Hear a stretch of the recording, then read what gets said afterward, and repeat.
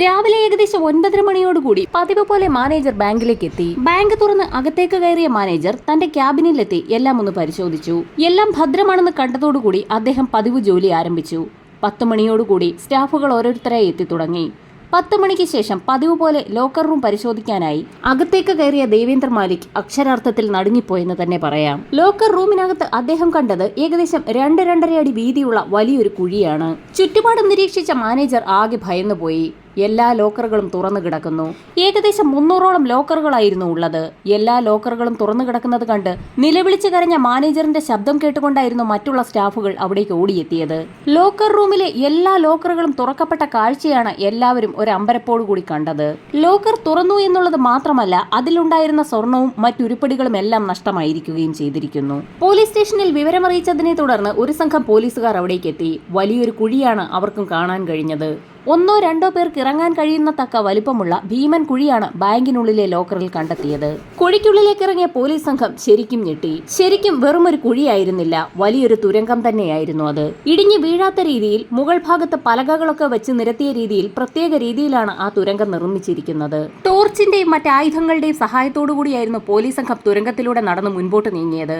വളരെ ദൂരം പിന്നിട്ടപ്പോൾ പോലീസ് സംഘം ഒരു പ്രത്യേക സ്ഥലത്തെത്തി. ഞെട്ടിപ്പോയ പോലീസ് സംഘം ചുറ്റും നോക്കിയപ്പോൾ ഒരു വീടിന്റെ മുറിക്കുള്ളിലാണ് തങ്ങൾ എത്തിയിരിക്കുന്നതെന്ന് മനസ്സിലായി. ആ വീടിനുള്ളിലെ ഓരോ മുറിയായി പരിശോധിച്ചപ്പോൾ എല്ലാ മുറിയിലും മണ്ണ് കൂന കൂട്ടിയിട്ടിരിക്കുന്ന കാഴ്ചയാണ് കാണാൻ കഴിഞ്ഞത്. ആ വീടിനുള്ളിൽ നിന്ന് പുറത്തേക്കിറങ്ങിയപ്പോഴാണ് പോലീസ് സംഘത്തിന് ഒരു കാര്യം മനസ്സിലായത്. ആ വീടിരിക്കുന്നത് വിജനമായ ഒരു സ്ഥലത്താണ്. അതിന്റെ തൊട്ടപ്പുറത്തായി വർഷങ്ങളായി പൂട്ടിയിട്ടിരിക്കുന്ന ഒരു മില്ലുമുണ്ട്. തീർത്തും കാട് കയറി കിടക്കുന്ന ഒരു പ്രദേശം. ചുറ്റുവട്ടത്തെങ്ങും ആളനക്കവുമില്ല.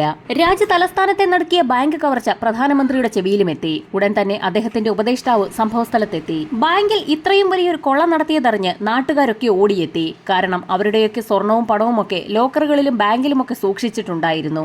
ഏകദേശം 100 കോടിയോളം മൂല്യം വരുന്ന സ്വർണ്ണാഭരണങ്ങളും രത്നങ്ങളും ഒക്കെയാണ് ലോക്കറുകളിൽ നിന്ന് നഷ്ടമായിരിക്കുന്നത്. കൃത്യമായും സുരക്ഷിതമായ രീതിയിൽ ലോക്കർ നിർമ്മിക്കുക എന്നുള്ളത് ബാങ്കിന്റെ ഉത്തരവാദിത്തമെന്നിരിക്കെ ഇത്തരത്തിൽ വലിയൊരു നാശനഷ്ടം സംഭവിച്ചതിനെതിരെ ആളുകൾ ബാങ്കിനെതിരെ കേസ് ഫയൽ ചെയ്തു.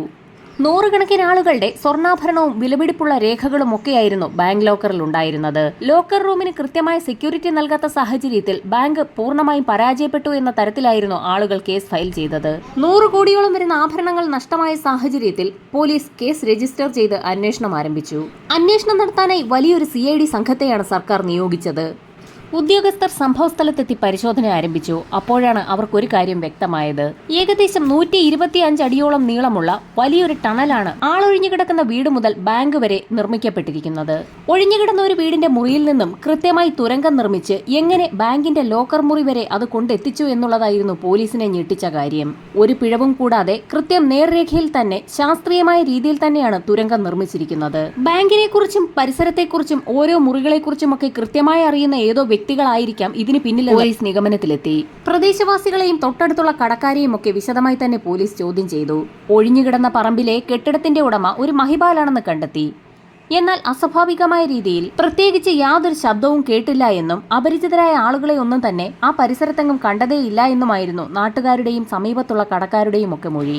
125 അടി നീളത്തിൽ ഭൂമിക്കടിയിലൂടെ ഇത്ര വലിയൊരു ടണൽ നിർമ്മിച്ചിട്ടും ലോക്കർ റൂം തകർത്തിട്ടും എല്ലാ സ്വർണ്ണാഭരണങ്ങളും വിലപിടിപ്പുള്ള മറ്റ് രേഖകളും ഒക്കെ നഷ്ടപ്പെട്ടിട്ടും ഒരാൾ പോലും അസ്വാഭാവികമായ രീതിയിൽ ഒരു ശബ്ദം പോലും കേട്ടിട്ടില്ല എന്നറിഞ്ഞപ്പോൾ പോലീസിന് ആകെ അമ്പരപ്പായി. അന്താരാഷ്ട്ര ബന്ധങ്ങളുള്ള ഏതൊക്കെയോ വലിയ സംഘം നടത്തിയ ഒരു കൊള്ളയാണിതെന്ന് തന്നെയായിരുന്നു കേന്ദ്ര സർക്കാർ വിലയിരുത്തിയത്. ഒരാൾ വിചാരിച്ചാൽ ഇത്ര വലിയൊരു തുരങ്കമുണ്ടാക്കി ഇത്രയും വലിയൊരു കവർച്ച നടത്താൻ സാധിക്കില്ല എന്ന് മനസ്സിലാക്കിയ പോലീസ് സംഘം ഇതിന് പിന്നിൽ നിരവധി ആളുകളുടെ ഒരു കൂട്ടായ പ്രയത്നമുണ്ടെന്ന് തന്നെ മനസ്സിലാക്കി.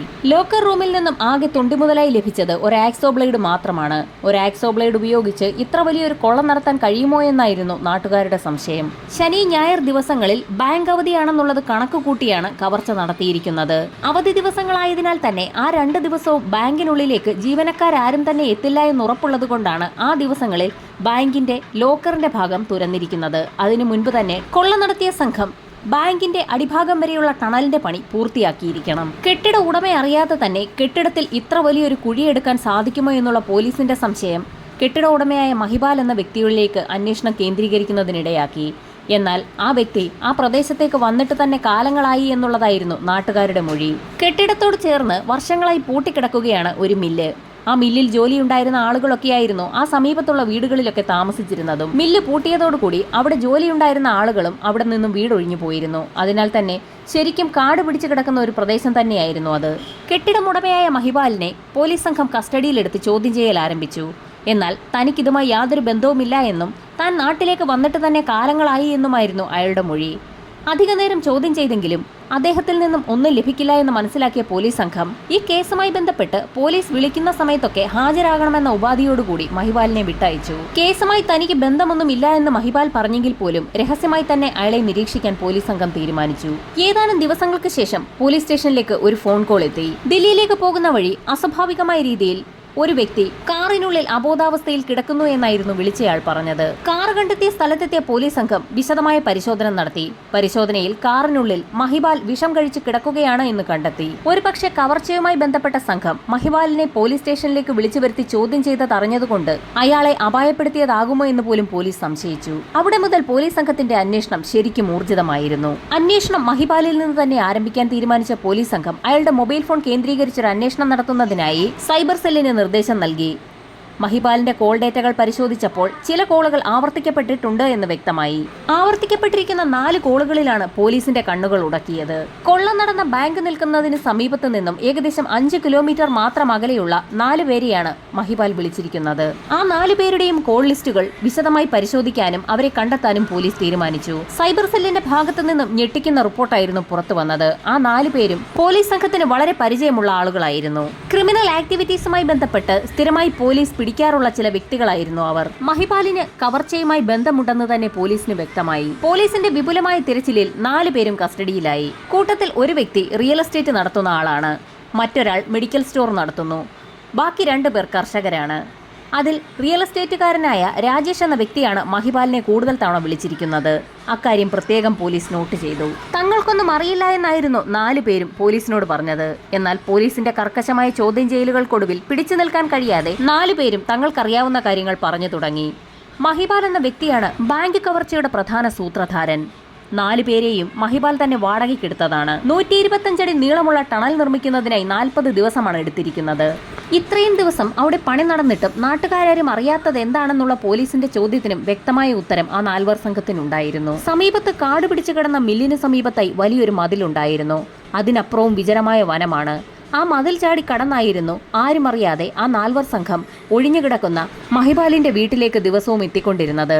അകത്തുനിന്നും കുഴിച്ചെടുക്കുന്ന മണ്ണ് ആ മുറിക്കുള്ളിൽ തന്നെ നിക്ഷേപിക്കുന്നതിനാൽ നാട്ടുകാർക്കൊന്നും ഒരു സംശയവും തോന്നിയിരുന്നില്ല. തുരങ്കത്തിന്റെ പണി ആ 4 സംഘം അതിവേഗമാണ് പൂർത്തിയാക്കിയത്. ശനി ഞായർ ദിവസങ്ങൾ കൊണ്ടാണ് ബാങ്കിന്റെ ലോക്കറിന്റെ അടിവശം തുരന്നത്. 5 മണിക്കൂർ കൊണ്ടാണ് ലോക്കർ തകർത്തത്. എല്ലാ കുറ്റവും ഏറ്റുപറഞ്ഞ 4 സംഘത്തെയും കൊണ്ട് പോലീസ് സംഘം തൊണ്ടി മുതൽ അന്വേഷിച്ചിറങ്ങി. 4 സംഘം പറഞ്ഞതനുസരിച്ച് കോടികളുടെ മുതൽ അന്വേഷിച്ച് പോലീസ് സംഘം എത്തിയത് കാലങ്ങളോളമായി പൊളിഞ്ഞു കിടക്കുന്ന ഒരു ചൂളയിലാണ്. സ്വർണ്ണാഭരണങ്ങളിൽ ചിലത് ആ 4 സംഘം 2 ദിവസത്തിനിടയിൽ വിൽക്കുകയും ചെയ്തിരുന്നു. 60,000 രൂപ ആ 4 സംഘത്തിന്റെ കയ്യിൽ നിന്നും പോലീസ് പിടിച്ചെടുത്തു. ചൂളയിലെത്തിയ പോലീസ് സംഘം ആഭരണപ്പെട്ടികൾ ഓരോന്നായി പുറത്തെടുത്തു.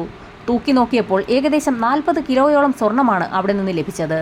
ഇതിനു പുറമെ രത്നശേഖരങ്ങൾ ഉണ്ടായിരുന്നു. 100 കോടിയോളം വിലമതിക്കുന്ന സ്വർണ്ണാഭരണങ്ങൾ 4 പേരെ ഉപയോഗിച്ച് സ്വന്തം വീടിനുള്ളിലൂടെ തുരങ്കമുണ്ടാക്കി മഹിപാൽ എന്ന വ്യക്തി കൊള്ളയടിച്ചു എന്ന രീതിയിലായിരുന്നു FIR രജിസ്റ്റർ ചെയ്തത്. താൻ പിടിക്കപ്പെട്ടു എന്ന് മനസ്സിലാക്കിയ നിമിഷത്തിലായിരിക്കാം ഒരുപക്ഷെ മഹിപാൽ വിഷം കഴിച്ചത്. സാങ്കേതിക മികവോടും വ്യക്തമായ പ്ലാനിങ്ങോടും കൂടി ഇത്രയും വലിയൊരു ബാങ്ക് കവർച്ച നടത്താൻ, അതും വെറും 4 പേരെ ഉപയോഗിച്ച് നടപ്പിലാക്കാൻ സാധാരണക്കാരനായ മഹിപാലിനെ പോലൊരു വ്യക്തിക്ക് കഴിയുമോ എന്നുള്ള ചോദ്യമാണ് ഇപ്പോഴും ഉയരുന്നത്. ഈ ബാങ്ക് കവർച്ചയുടെ മാസ്റ്റർ ബ്രെയിൻ മറ്റാരുടെയൊക്കെയോ ആണെന്നാണ് നാട്ടുകാരുടെയും സംശയം. അധികം വൈകാതെ തന്നെ ബാങ്ക് കവർച്ചയുടെ പിന്നിൽ പ്രവർത്തിച്ച മറ്റു വ്യക്തികളുടെ പേര് വിവരങ്ങൾ പുറത്തു വരുമെന്ന് തന്നെ പ്രതീക്ഷിക്കാം.